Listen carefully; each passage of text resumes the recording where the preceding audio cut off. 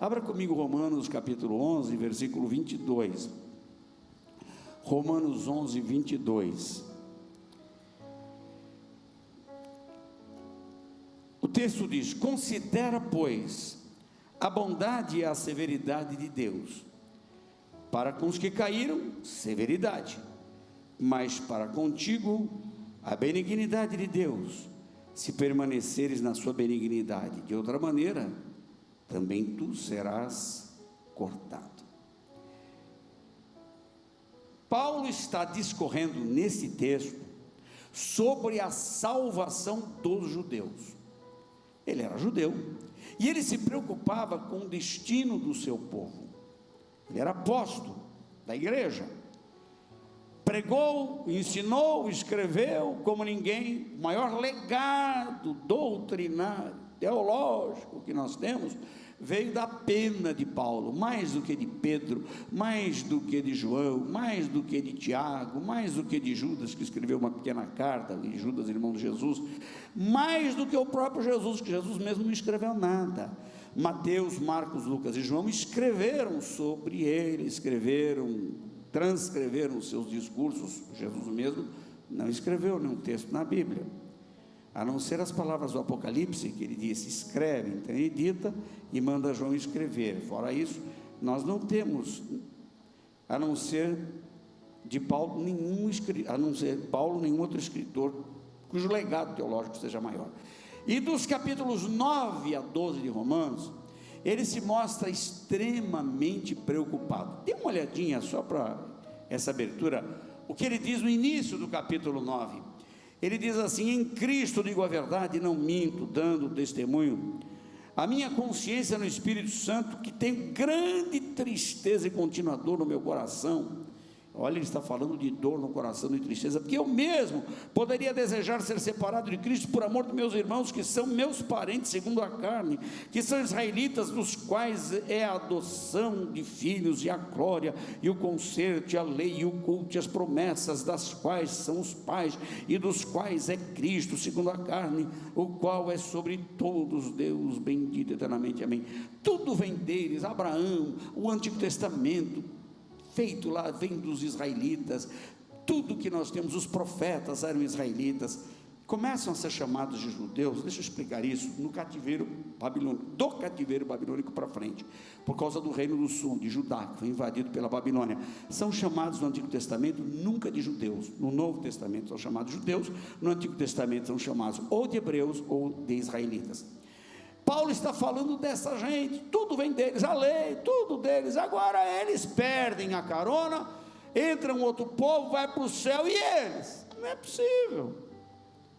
Aí ele começa o capítulo 10, veja como ele começa o 10. Ele começa o 9 com tristeza. Irmãos, o bom desejo do meu coração é oração a Deus por Israel, é para a sua salvação. Eu estou preocupado com a salvação deles. Lá eu começo chorando, aqui eu começo orando. No 10 eu estou orando pela salvação deles. Está entendendo? Acompanhando? Tá?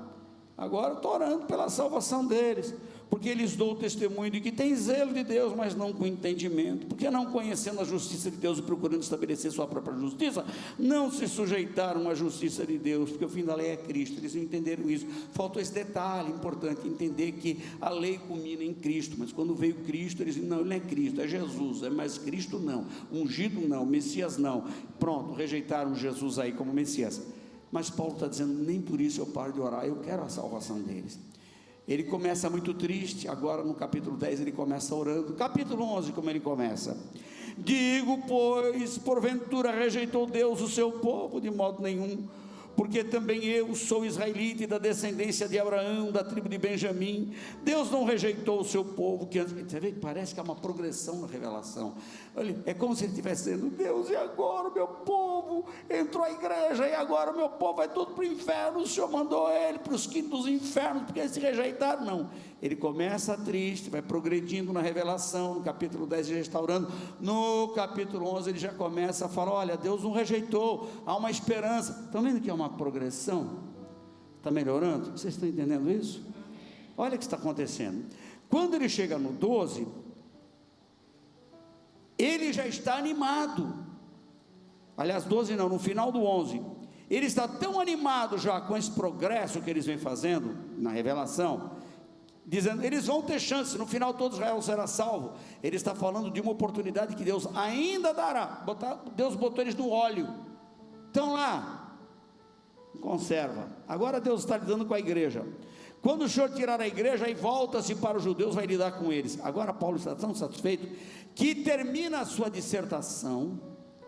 Olhem como ele termina o capítulo 11, versículos 33 em diante, ele canta: ó profundidade das riquezas, tanto da sabedoria como da ciência de Deus, como insondáveis são os seus juízos, como inescrutáveis os seus caminhos, porque quem compreendeu o intento do Senhor, ou quem foi seu conselheiro, quem lhe deu o primeiro a ele, para que lhe seja recompensado, porque dele, por ele, para ele são todas as coisas, glória pois a ele eternamente, amém, amém. Pronto, ele já entendeu. Deus tem uma forma de trabalhar que, olha, graças a Deus que Deus está no comando de tudo, Ele está no controle. Essa é a conclusão. Então ele vem progredindo, a revelação é progressiva. Mas vamos voltar, nós estamos no capítulo 11, no versículo 22, e nós lemos, ainda ele está dissertando, ele está no final. Agora ele vai fazer um paralelo. Ele está trabalhando com o povo da antiga aliança. Jesus é judeu, ele nasce de lá, ele é descendente de Abraão. Tudo começou com aquele povo. A história bíblica se desenrola a partir de lá, e até o Novo Testamento foi escrito por gente daquela terra. Quem são os autores da Bíblia? Mateus, Marcos, Lucas, João, são 4 judeus. Lucas é o autor de Atos, tem nome grego, mas ele é judeu, é da terrinha também. Todo mundo que escreve o Novo Testamento é de lá. A visão bíblico-teológica que nós temos para a igreja nasce, tem o seu berço nas revelações dadas por Deus ao povo da antiga aliança. Tudo é a partir de lá. Agora o que Deus fez? Descartou aquele povo. Há uma teologia que diz que a igreja substituiu Israel, porque Paulo mora diz, nós somos o Israel de Deus. Porque a igreja é chamada de Israel de Deus, é uma figura de linguagem. Isso não significa que a igreja tomou a vez de Israel. Igreja é igreja, Israel é Israel. Hoje, por um judeu ser salvo, é por meio da igreja, é a salvação em Jesus, como todos nós. Italiano, japonês, americano, chinês, coreano, de qualquer nacionalidade do mundo, hoje é a salvação pela graça, judeu inclusive.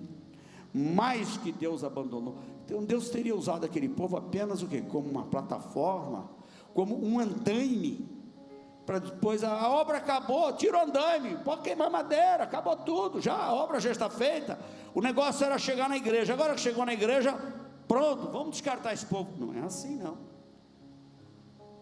Deus não é injusto para se esquecer do trabalho das nossas mãos. Isso é uma palavra que está em Hebreus para nós, mas também refere-se ao povo da antiga aliança.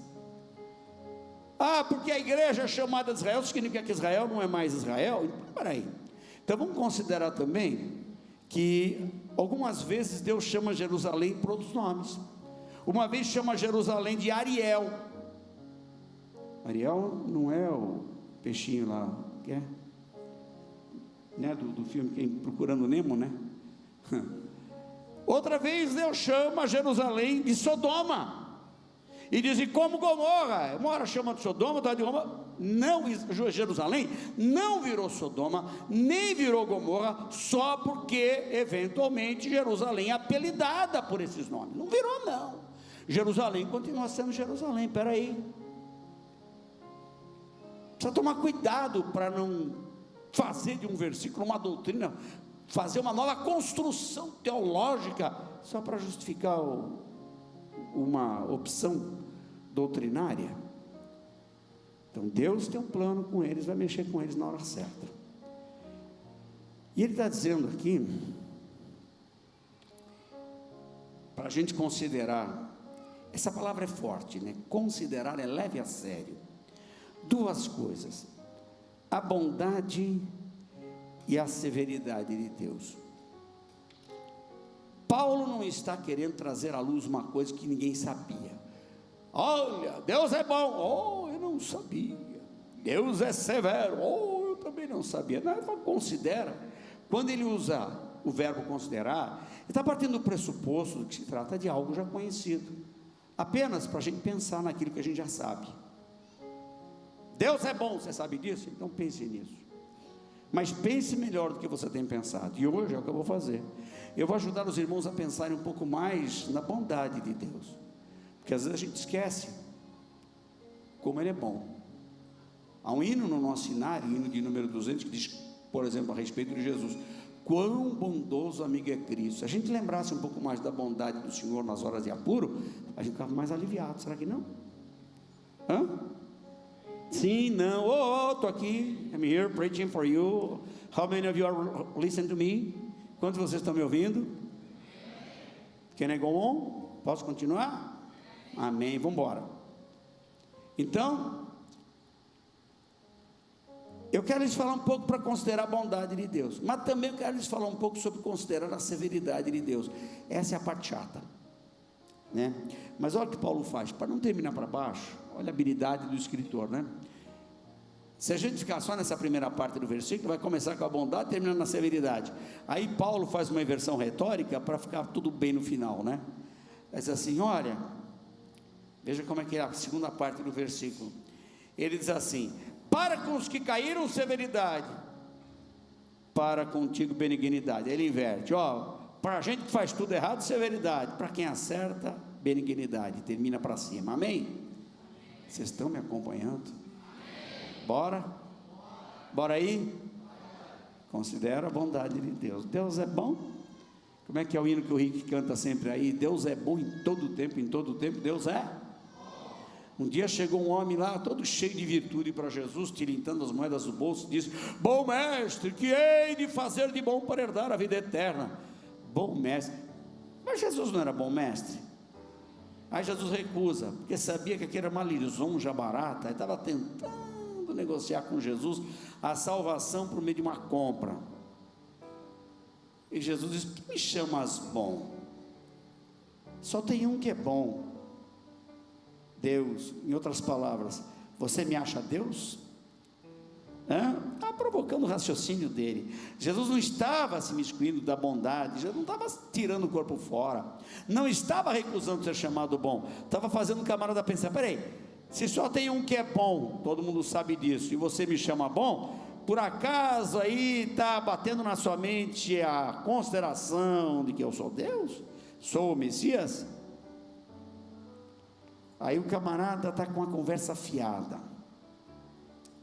porque ao chamar Jesus de bom, ele estava na verdade evocando para si uma recíproca.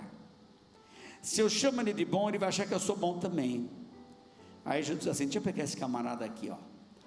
Você sabe as leis? Oh, tenho guardado desde a minha mocidade. Sou bom nisso. Cita os mandamentos aí. Irmãos, os mandamentos tinham duas partes, uma parte horizontal e uma vertical. No que diz a respeito à horizontal, era o que todo judeu gostava de cumprir: guardar o sábado, não tomar o nome do Senhor Deus em vão. Sabe aquelas coisas da verticalidade? Quando chegava na segunda parte, amar o próximo ali, né? Não matar, não cobiçar a mulher do próximo, não roubar. Quando chegava na horizontal, não tinha nenhum deles que não tropeçasse aí. Quando chegou na segunda parte, que o camarada já ia se ufanar, eu cumpro todas elas. Jesus: vamos provar, deixa eu ver se você é bom nessa horizontalidade da lei, prova isso, vai, vende tudo que tem, reparte com os pobres, vem, me segue, você vai ter um tesouro no céu. Assim também não, é demais. Agora eu pergunto: é preciso a gente vender tudo que tem para seguir Jesus?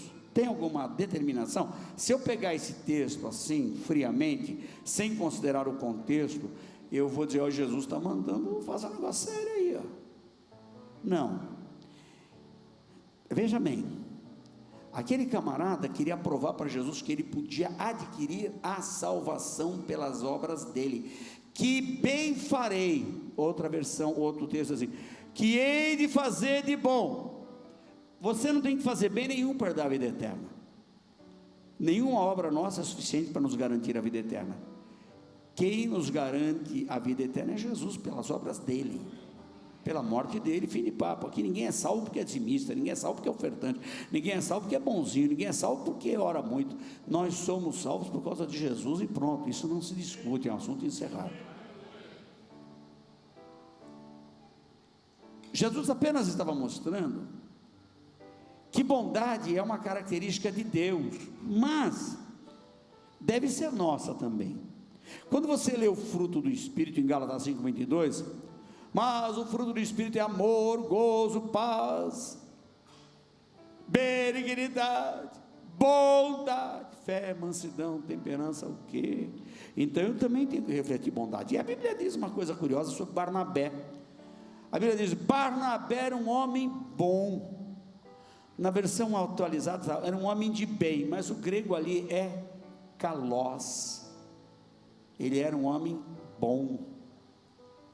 Então é possível que a gente também tenha bondade, e é nosso dever. Mas eu quero falar sobre a bondade de Deus. Como Deus é acusado de não ser bom pela sociedade, é impressionante. Como os homens são injustos. Basta uma coisa sair errada no mundo, porque Deus deixa de ser bom. Uma tragédia é suficiente para dizer: mas se Deus fosse bom, isso não aconteceria. Até onde as pessoas são capazes de ir na sua concepção sobre Deus, a ponto de julgar o comportamento de Deus, pôr em dúvida esse traço do seu caráter, que é a bondade. Deus é bom, Deus é bom, e a Bíblia diz claramente no Salmo 34:8: provai e vede que o Senhor é bom. O mundo não entende porque não prova a bondade de Deus. Não, nós provamos a bondade de Deus. Mas eu faço uma pergunta: não sucedem coisas ruins para os crentes também? Claro que sim.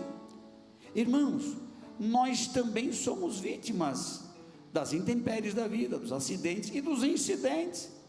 2 semanas atrás eu fui ao enterro de um colega lá de Suzano, pastor, amigo de muitos anos. Morreu num acidente de carro.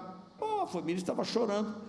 Se Deus fosse bom, não, ele foi bom. Não é porque o irmão morreu que Deus deixou de ser bom. Deus é bom. Nós estamos no mundo. Nós estamos no mundo. O mundo é ruim. E olha, quando a gente lê um paralelo entre o futuro, que ali já é presente na leitura do Apocalipse, e no passado, que ainda é o nosso presente, vejam como é que a Bíblia trata disso. A Bíblia, quando fala do céu, particularmente da Nova Jerusalém, diz que lá não haverá mais dor. Aqui há dor. Lá não haverá mais lágrima. Aqui há lágrima. Lá não haverá mais pranto, porque já as primeiras coisas são passadas. Então, quando nós estivermos naquele futuro que já será o nosso presente, nós vamos ver esse nosso presente como passado.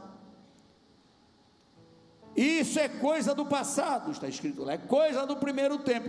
Nós ainda estamos no primeiro tempo. Deus não deixa de ser bom só porque no primeiro tempo as coisas do mundo não são boas. São boas também, tem coisas boas e ruins. Você ri, você chora. Hoje nós temos alegria, amanhã a gente tem tristeza. Tristeza. O mundo é assim. Mas nós temos alguns textos, como o Salmo 31:19, que diz: quão grande é a tua bondade. O salmista está abrindo o coração, recitando isso. No Salmo 52:1, ele diz: a bondade de Deus permanece para sempre. Deus está acima das circunstâncias, Ele transcende as coisas que sucedem na terra, Ele é bom sempre. Agora, há uma palavra que resolve muito isso, no meu entender, que está em Lamentações 3:22. As misericórdias do Senhor são as causas de não sermos consumidos. Analisa comigo o seguinte: agora são aqui no nosso horário 19 horas e 15 minutos. São 19 horas e 15 minutos desde que esse dia começou, aqui em São Paulo, no Brasil. Os irmãos têm ideia de quantos pecados foram cometidos no dia de hoje, no planeta? Quanta gente adulterou, quanta gente roubou, quanta gente matou, quanta gente brigou, quanta gente ofendeu, quanta gente provocou a Deus, quantas coisas aconteceram só hoje, a gente não tem ideia. Os irmãos acham que foram muitos ou poucos acontecimentos ruins? Muitos. Pelo que a humanidade já fez contra Deus hoje, só hoje, Deus já não teria motivo de sobra para dizer: eu não quero isso, chega! Consumia de uma vez o planeta Terra e botava os homens todos no inferno. Se ele quisesse, ele podia. Agora, pense comigo, o peso de pecado que a humanidade vem acumulando diante de Deus, desde que o mundo é mundo, desde que o homem existe, de lá para cá, dá para calcular o tanto de ofensa que os seres humanos já praticaram contra Deus? Dá? E ainda tem gente que acha que Deus é ruim, que Deus não é bom, porque Ele não poupa pessoas de sofrimento. Se Deus fosse levar em conta o que a humanidade tem feito para Ele, já teria acabado com isso aqui há muito tempo, irmão. Deus não acabou com isso aqui há muito tempo, porque as misericórdias do Senhor não têm fim, porque Ele é bom. Ele é bom. Comece a avaliar a sua vida, comece a ver quantas coisas Deus já fez por você. Quando Ele mandou o Filho dele morrer na cruz pelos seus pecados, foi um ato de bondade? Quando Ele permitiu você conhecer o Evangelho, foi um ato de bondade? Quando Ele responde uma oração que você faz, você está numa luta, numa dificuldade qualquer, você ora, Ele responde, você acha que Deus é bom? Deus não é bom hoje não, né? Pelo jeito aqui, que ninguém está achando nada, nem ensina não, mas pelo contrário. Quem que acha que Deus tem sido bom para si aqui? Você tem gratidão a Deus pela bondade dEle? Acontece que o homem está causando males à vida, à natureza, e há um texto de Romanos 8, de 18 a 23, particularmente o versículo 22, trata disso, como o homem sacrificou o mundo, ele alterou a natureza, as leis da natureza foram afetadas pelo pecado da humanidade. Deus já tinha motivo para acabar com tudo aí, mas Ele não acabou com tudo, porque Deus é misericordioso. Isso é fruto da bondade dEle. Mas as pessoas sabem como elas veem? A forma dos seres humanos julgar? Os seres humanos têm uma forma sempre errada de entender as coisas. Eu vou dar um exemplo para os irmãos que Jesus deu. Como é que a gente precisa ver as coisas? Como ver, analisar as coisas na perspectiva de Deus? Jesus, por exemplo, conta uma parábola. Nessa parábola do trabalhador da hora 1/10, lá em Mateus capítulo 20, ele diz assim: o dono de uma fazenda saiu de madrugada, procurando gente para trabalhar um dia na lavoura dele. Saiu a contratar jornaleiros, ou seja, jornaleiro é gente de uma jornada diária, não é quem vende jornal, jornaleiro de uma jornada, trabalhadores diaristas, tá? Aquela mulher que vai na sua casa, limpa a casa uma vez por semana, é uma diarista, não é isso? Diarista. O homem saiu para contratar diaristas. Logo cedo ele achou lá uns homens: vocês querem trabalhar para mim hoje? Sim. Quanto é? Tanto. Bora. Aí aqueles homens começam a trabalhar. Não está dito a hora, está dito que bem cedo. Mas aí está escrito que na terceira hora ele chama outros trabalhadores. Então os primeiros deviam ter iniciado às 6 da manhã, porque na terceira hora é 9 da manhã. Ele chama outros trabalhadores e ele diz: vocês querem trabalhar na minha lavoura hoje? Fazendo nada. Vamos lá. Quanto você paga? Tanto. Só que o mesmo tanto que ele havia oferecido para a primeira turma. Vamos dar um valor aqui, vai. Eu vou pagar R$100 para cada um da primeira hora. Os da hora terceira, vou pagar para vocês R$100. Aí quando dá a hora sexta, já é meio-dia, ele chama mais um pessoal. Onde vocês estão hoje? Por aqui, sem fazer nada. Quer trabalhar na minha obra? Vamos lá. Quanto você paga? R$100 para cada um. Quando é 3 da tarde, ele chama a quarta leva. querem trabalhar lá na minha lavoura, tem que terminar um servicinho lá, ajudar o pessoal. Quanto? R$100 para cada um. Quando é 5 da tarde, ele encerra o expediente. Vem aqui, pega os seus R$100, R$100. O pessoal da primeira turma chiou: oh, tem alguma coisa errada aí. Você também não acharia ruim? O pessoal da primeira hora: você está pagando R$100 para a gente. Esse pessoal começou a trabalhar depois de nós. Esses mais tarde ainda. Esses começaram a trabalhar agora há pouco, o senhor paga igual para todo mundo? Não é justo. Aparentemente não é, mas é. Qual é a resposta do dono da lavoura? Escuta, por quanto eu contratei vocês? Por R$100. Então pega o teu R$100 e vai embora. Mas o senhor está dando R$100 para esse povo que trabalhou mesmo? Isso é problema seu. Eu dou para isso quando eu quiser. Eu não estou sendo injusto com vocês, porque eu contratei vocês a R$100. Vocês aceitaram? Pega os R$6 e vão para casa. Vai fazer feira, vai passar no mercado, leva comida para casa. Para de me incomodar, ué. Mas eles trabalharam bem. É problema meu. Eu não estou sendo mal para vocês, eu estou sendo bom para eles. Vocês estão vendo como o conceito de justiça é ruim? As pessoas não reclamam pelo que lhes falta, quando não lhes falta. Elas reclamam quando você é bom para alguém. Então o pecado estava em ser bom. Olha o ser humano como é. O pecado estava em ser bom. Quando ser bom é pecaminoso?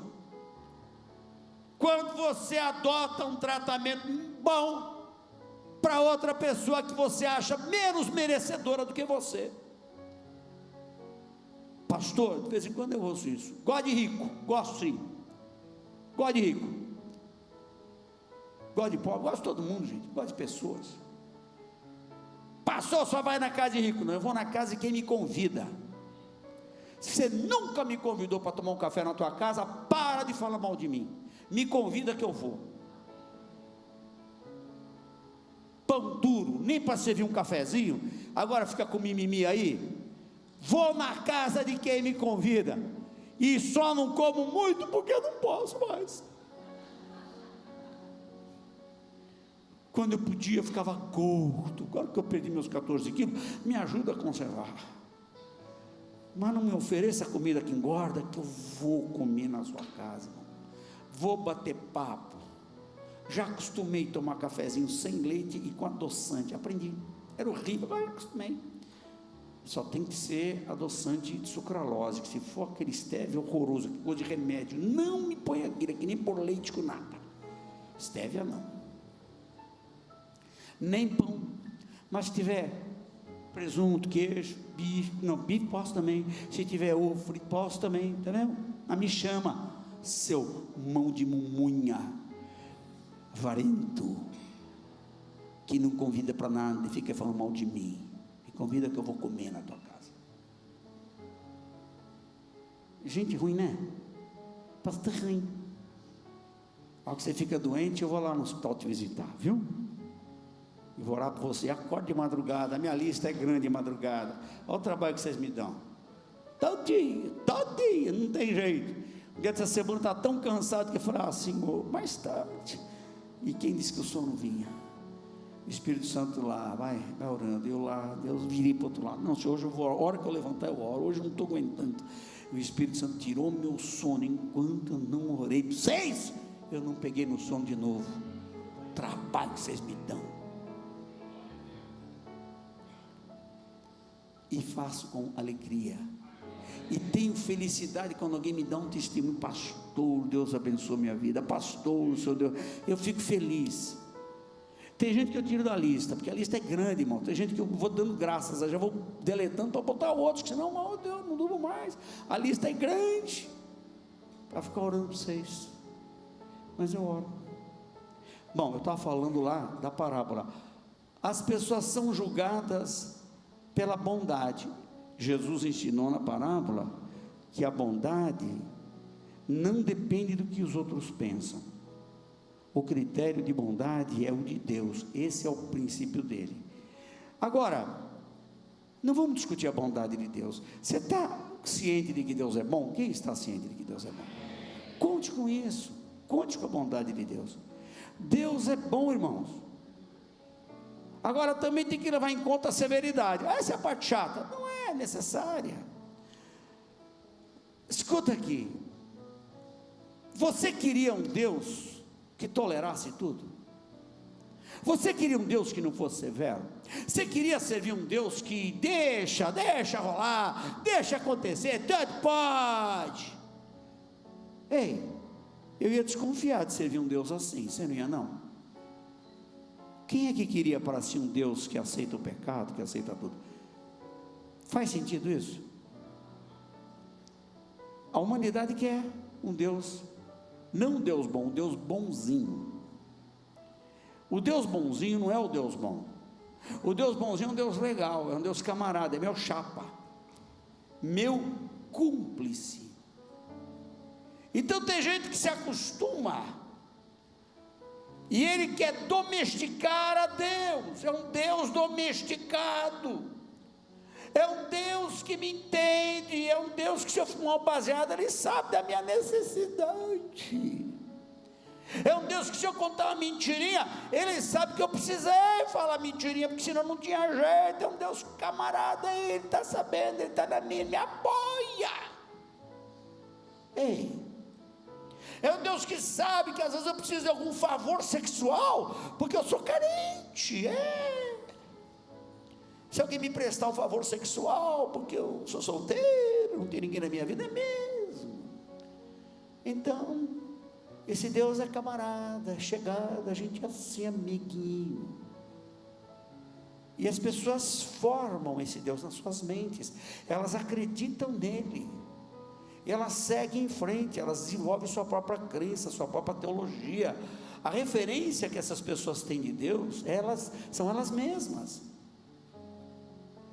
Antes de tudo, Deus começou conversando com o homem em termos de lei, ele deu lei. Para que Deus deu lei? Para os homens saberem que tem limite. A lei serve para impor limite. Se não houvesse lei, não haveria pecado, a Bíblia diz. Então a lei veio para dizer, se você fizer isso, não pode. Então como chama? Pecado. Se você transgredir a lei, não pode, a transgressão é pecado. Então a lei serve para dizer o que pode e o que não pode. Chegamos no tempo da graça, não tem mais lei. Não, a lei existe. Deus só não está sendo redundante com aquilo que ele já tratou. Mas agora o Espírito Santo trabalha a nossa mente, porque o povo de Israel não era capaz de entender a lei escrita. Agora veio o Espírito Santo para dar uma força para a gente, para entender muito mais do que o que está prescrito na lei. Porque se hoje você faz alguma coisa fora, o Espírito Santo fala com você na mesma hora. Você falou alguma coisa que não devia, fez alguma coisa que não devia, o Espírito Santo chega para você, acende a luz vermelha lá e começa, a tua consciência começa, o que eu fiz de errado? Aí o sono vai para o beleléu, você vai trabalhar, você não sabe o que você tem, está meio deprê, está esquisito. Aí o Espírito Santo te ajuda, fala, sabe o que você falou lá, não devia ter falado, você fez, não devia ter feito. Por quê? Porque há limites. Agora, quando a Bíblia diz, considera a severidade de Deus, o que é severidade? A severidade é uma palavra grega, apotomia, significa impor rigor, justiça, inflexibilidade de caráter, não é maldade. Deus é um Deus severo, que avalia todas as coisas, avalia o que a gente faz, ele avalia, ele vê. Pastor Magno e eu fizemos uma pós-graduação juntos na Universidade de Mackenzie. Já tínhamos terminado o nosso mestrado, ele e eu, na área de ciência da religião, fomos fazer, dessa nós fizemos juntos. E uma interessante, acho que o professor da matéria, o nosso mestre, ele gastou mais tempo falando em avaliação, não foi? Tem praticamente avaliação. Por que tanta ênfase na avaliação? Porque a avaliação, é pela avaliação que se mede o grau de aproveitamento de um aprendizado. Eu gosto de estudar, mas não gosto de fazer prova. Pois é, você tem que fazer prova. Você tem que ser avaliado para provar, para si mesmo inclusive, não só para os outros, que você realmente aprendeu aquilo.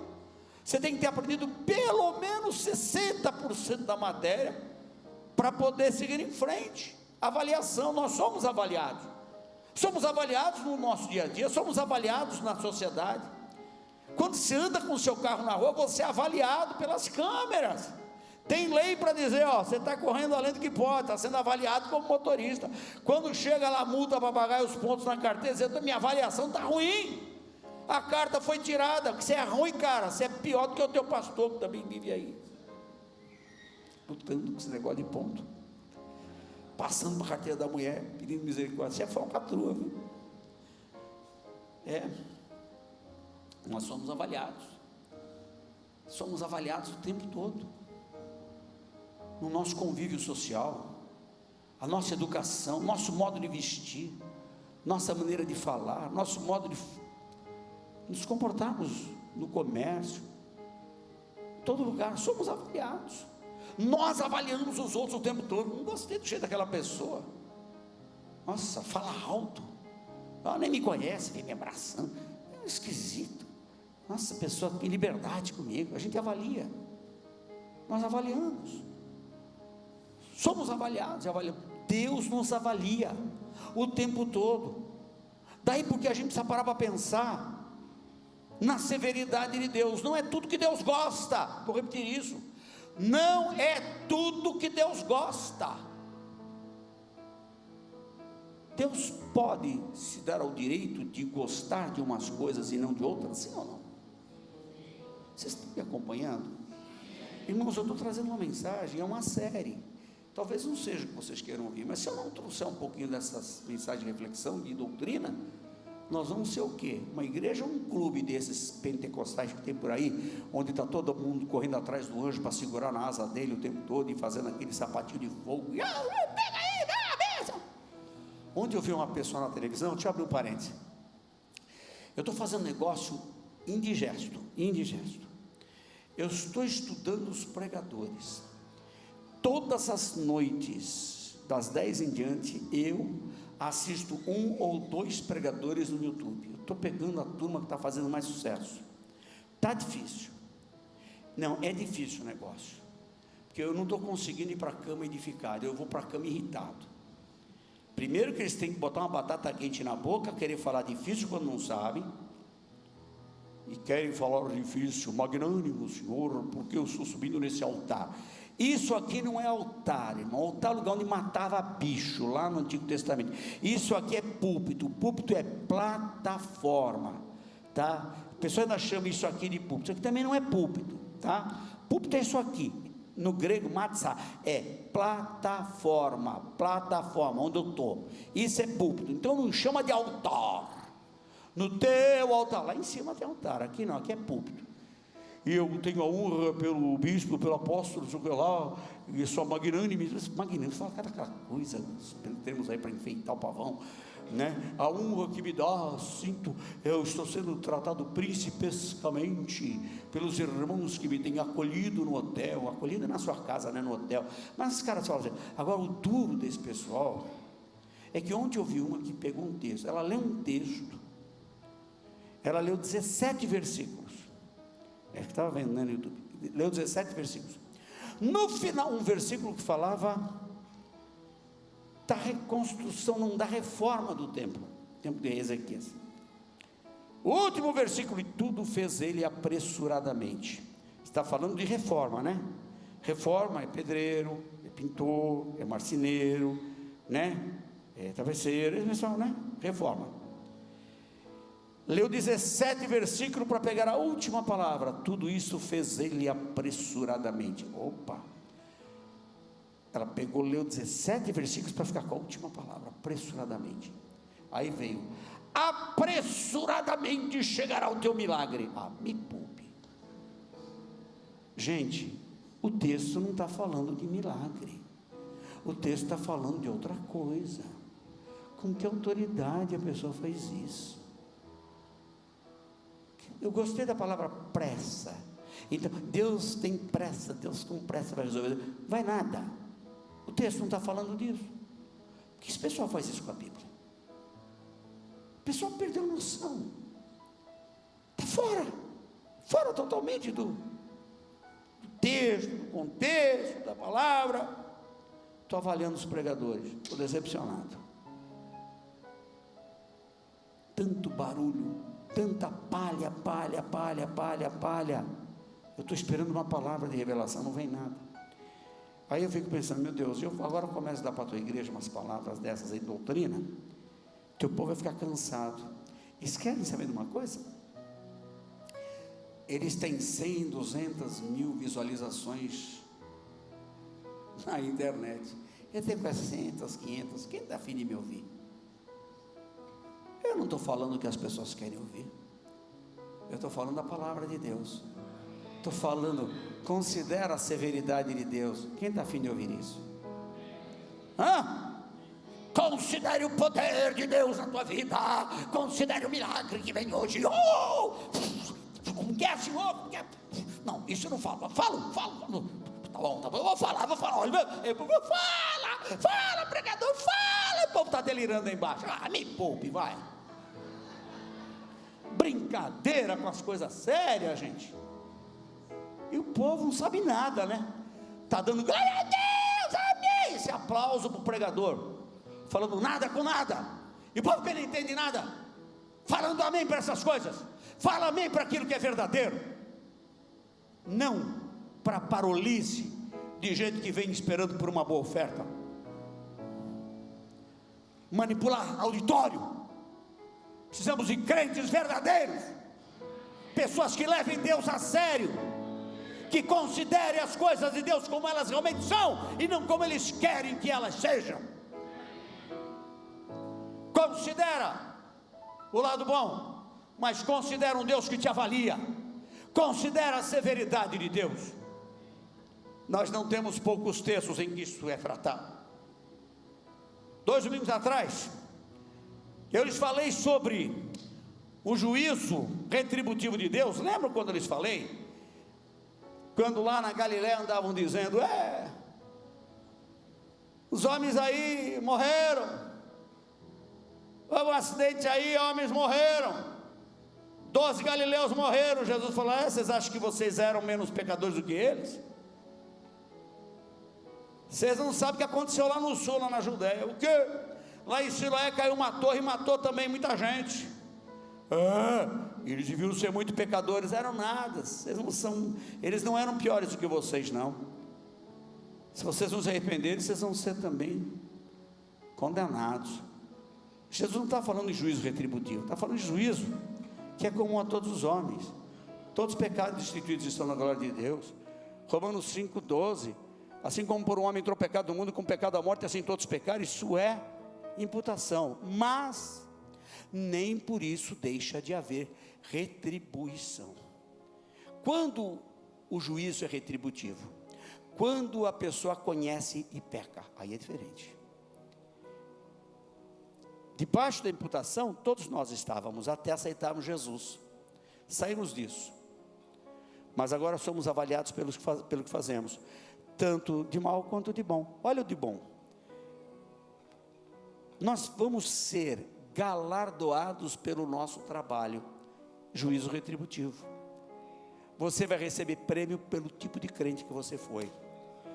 Segundo a graça de Deus que me foi dada, pois eu como sumo arquiteto, um fundamento e outro edifica sobre ele, mas veja cada um como edifica, porque ninguém pode pôr outro fundamento além do que já está posto, qual é Jesus Cristo. E se alguém sobre esse fundamento formar um edifício de ouro, prata, as pedras preciosas, madeira, feno, palha, a obra de cada um se manifestará, na verdade já declarará, e pelo fogo será descoberta a obra de cada um. Se a alma de alguém se queimar, sofrerá detrimento, mas se permanecer, o tal será salvo todavia como pelo fogo, ainda o tal será recompensado por isso. Então quando você serve a Deus, o seu trabalho é avaliado, e nessa avaliação você vai ser premiado quando chegar a hora. Deus está olhando, mas se você fala uma mentirinha, Ele também está vendo. Se você suja a tua mente pensando que não devia, coisa que a tua mulher não devia saber que você pensou, coisa que teu marido não devia saber que você pensou, O Senhor está de olho. Então aí já entra o juízo retributivo. Considera a severidade de Deus. Desde que você entregou a sua vida ao Senhor, sua vida é examinada por Ele. Nós somos contados, somos examinados, estamos debaixo dos olhares daquele que tem os olhos como chama de fogo. E eu gosto disso, sabiam? Eu gosto de saber que eu sou vigiado, que isso me põe no lugar toda hora.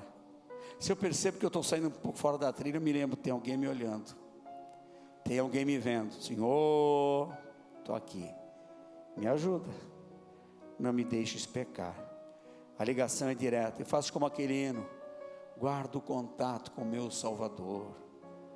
Considera a severidade de Deus, considera a bondade, mas considera a severidade. Agora, eu estou chegando no final da mensagem, eu quero considerar o seguinte com os irmãos. Quando a Bíblia fala em fidelidade, da severidade, claro, Paulo está falando lá daquele povo, mas algo que se aplica a nós. Eu fico pensando que o mundo jaz no maligno, está todo mundo debaixo da imputação. Mas além da imputação, há uns que praticam mais erros do que outros. Isso também conta, além da imputação, a retribuição. Mas a gente pensa como o salmista, no Salmo 73, que começou a reclamar de Deus. Deus, eu queria entender, porque tem uns caras que são tão maus, fazem tantas coisas erradas e vivem tão bem. Eu conheço gente tão boa, faz tudo direitinho e vive tão mal. Parece que isso é injusto.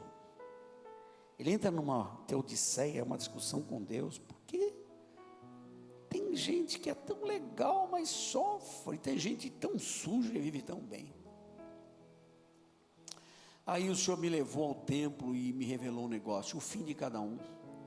Aí eu me calei, olha, agora você acha que é assim, mas lá na frente veja como termina esse, como termina aquele. O que conta é o resultado final. Irmãos, nós estamos vivendo um tempo no Brasil de limpeza, uma limpeza geral. A Operação Lava Jato é uma operação que está pegando, mas é possível que ela não pegue todo mundo, é possível.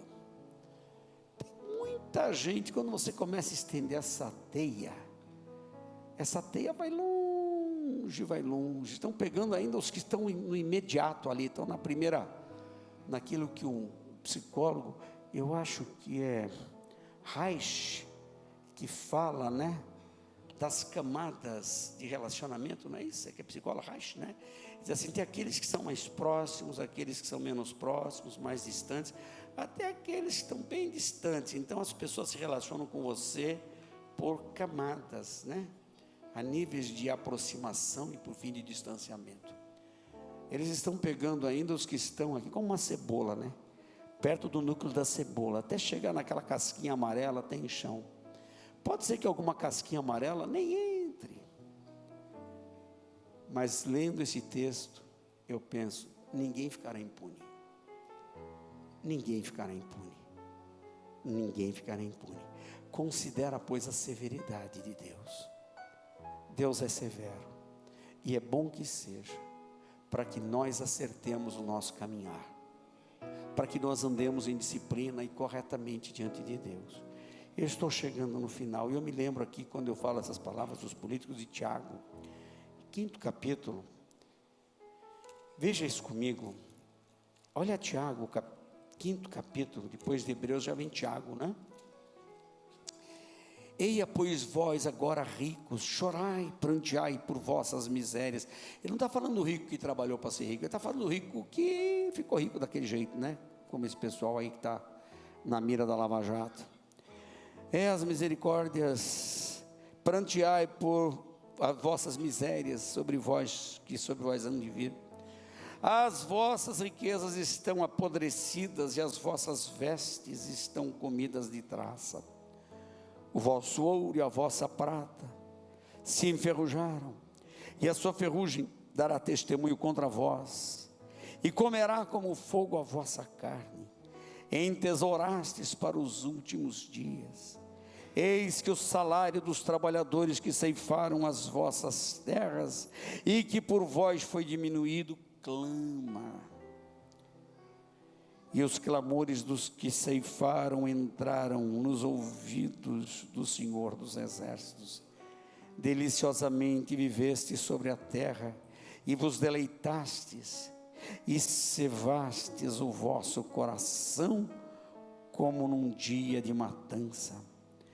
Condenastes e matastes o justo, ele não vos resistiu.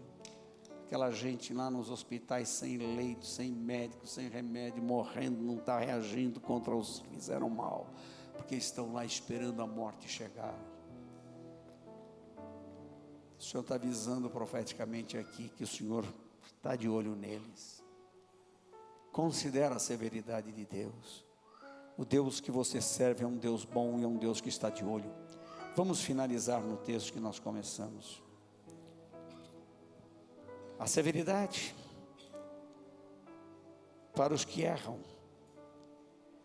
mas para os crentes, para contigo, a benignidade se permanecerdes nela. Seja bom, faça o certo, seja obediente, e a bondade de Deus vai ser, como diz o salmista, me cercarão todos os dias da minha vida. Serei cercado pela bondade de Deus. Para finalizar nessa questão do juízo retributivo, vá comigo para o 4º capítulo de Romanos, versículos 5 e 8. No 5 ele trata especificamente da imputação, mas aqui no capítulo 4, versículos 5 e 8, vejam o que ele diz. Mas aquele que não pratica, porém crê que justifica o ímpio, a sua fé lhe é imputada como justiça. Assim também Davi declara: bem-aventurado o homem a quem o Senhor não imputa, ou a quem o Senhor imputa a justiça sem as obras da lei, dizendo: bem-aventurados aqueles cujas maldades são perdoadas e cujos pecados são cobertos. Bem-aventurado o homem a quem o Senhor não imputa o pecado. Estamos libertos da imputação por causa de Jesus, e se formos também bons e obedientes, seremos livres da retribuição negativa. Vamos ganhar sim galardões e não puxão de orelha. Teria mais textos, mas eu vou parar aqui. Considera as duas coisas. Deus é bom em todo o tempo. Deus é severo. Deus enxerga as coisas que eu faço. Por causa disso, deixa eu andar direito. Amém?